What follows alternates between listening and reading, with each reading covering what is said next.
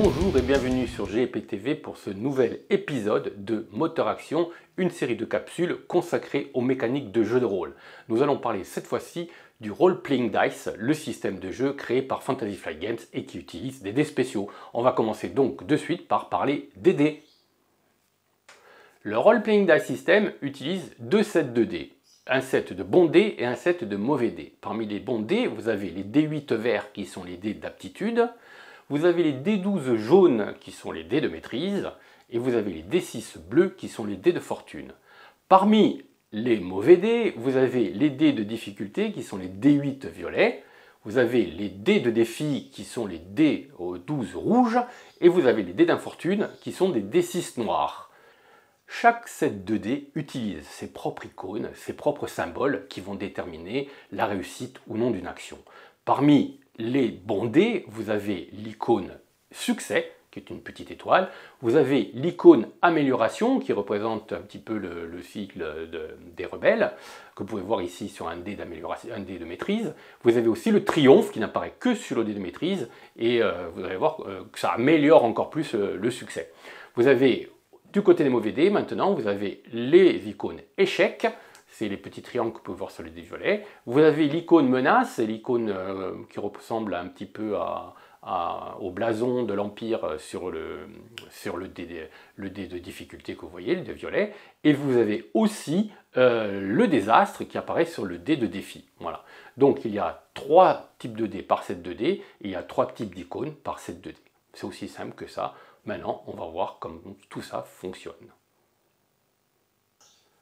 Le principe du système se veut un système narratif d'apprentissage du jeu de rôle en douceur. C'est-à-dire que ça va générer des effets de oui mais, oui et, non et, que le meneur de jeu va meubler avec l'aide des joueurs. Comment ça marche? C'est très simple. Chaque personnage est défini par 6 caractéristiques, qui sont toujours les mêmes quel que soit le jeu utilisé, et différents nombres de compétences qui lui dépend évidemment de l'environnement et du setting. Donc les 6 caractéristiques sont notées toutes entre 1 et 5. Tout cela, c'est à la création de personnages en fonction de l'archétype qu'on va choisir. Le nombre de compétences, les compétences aussi, c'est entre 1 et 5. Donc voilà, vous avez deux types de valeurs chiffrées, qui est la caractéristique et la compétence. La compétence, ça peut être par exemple l'informatique, ça peut être pilotage, etc. Parmi les caractéristiques, vous avez la force, vous avez la ruse, voilà. Vous avez exactement 2 types de caractéristiques et de compétences qui vont déterminer le nombre de dés que vous allez lancer. Vous prenez la valeur la plus forte quand vous devez faire une action qui doit utiliser la force comme compétence d'athlétisme. Je ne sais pas moi, soulever une pierre, voilà. Bref, une compétence, le meneur de jeu, il dit la caractéristique c'est la force, et tu peux utiliser si tu veux ta compétence athlétisme. Imaginons qu'il a 3 en compétence athlétisme et 2 en force. Il va prendre le plus haut, c'est-à-dire il va prendre le 3. Le 3, c'est ses dés d'aptitude. Donc il va prendre ses 3 dés d'aptitude, mais il a 2 de force.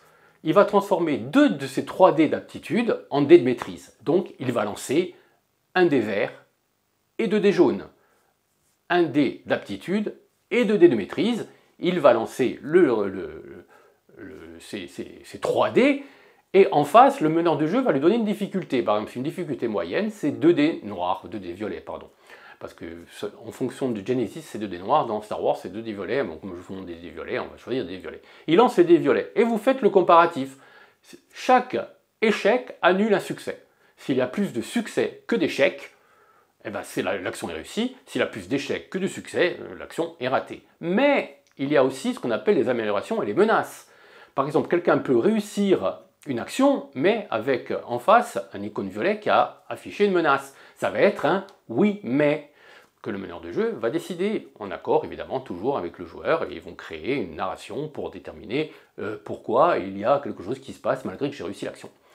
Par contre, si il apparaît une amélioration, si la personne par exemple rate, mais qu'il apparaît une amélioration, il va rater, il va échouer dans son action, mais il va bénéficier d'une petite compensation qui va lui permettre peut-être de progresser dans l'aventure, etc. C'est pareil s'il fait un oui avec une amélioration, c'est un oui et s'il fait un échec avec une menace, c'est un non Et en plus, il se passe quelque chose. Voilà.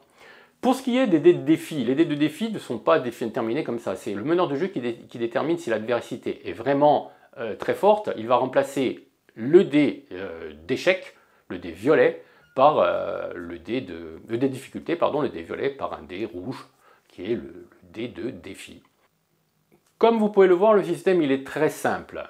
Vous allez me demander à quoi servent les dés 6. Les dés de fortune et les dés d'infortune sont des dés qui sont des dés de circonstance. C'est-à-dire, par exemple, si le personnage se retrouve dans une situation avantageuse, il va lancer un dé de fortune en plus, qui va ajouter à son set.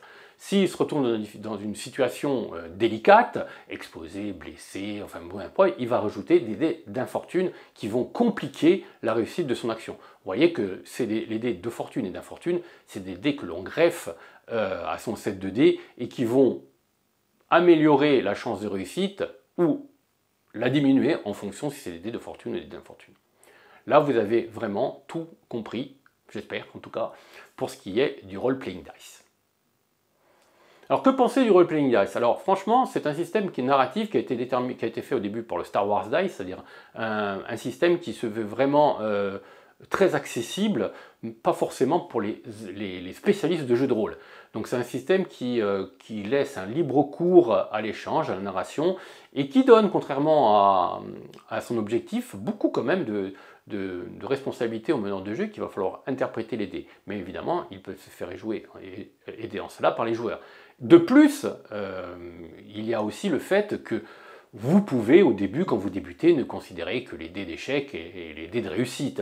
Et les améliorations de tout ça, vous les petit à petit, vous les faites rentrer dans votre logique d'esprit pour pouvoir améliorer. Par exemple, si la personne fait une réussite mais qu'il y a une menace, en train de crocheter une serrure, elle arrive à crocheter la serrure, mais elle déclenche l'alarme, par exemple. Et voilà, par exemple, des choses comme ça. Ça vient assez naturellement. Donc c'est un système qui est relativement intéressant. C'est un système qui se veut aussi, quand on fait beaucoup de parties, quand on lance beaucoup le dé, c'est un système qui se veut quand même assez épique et héroïque, donc qui colle parfaitement à l'univers de Star Wars. Genesis, qui est sorti il n'y a pas très longtemps en français d'ailleurs, chez Edge, qui est la récupération générique du système de Star Wars, propose différents univers, donc vous pouvez jouer avec Genesis. Là, il est sorti de Therinos, vous savez, cet univers fantasy qui a été longtemps exploité par Fantasy Flight Games à travers des jeux de plateau, mais il va sortir aussi, vous pouvez jouer du steampunk, vous pouvez jouer de la SF, vous pouvez jouer de l'aventure, vous pouvez jouer du pulp, vous pouvez faire ce que vous voulez avec ce système de jeu qui vraiment se veut très accessible et vraiment ludique, voilà, je dirais ludique. On n'est pas dans les mathématiques, il n'y a pas de système avec des chiffres partout, on lance les dés et on interprète le résultat.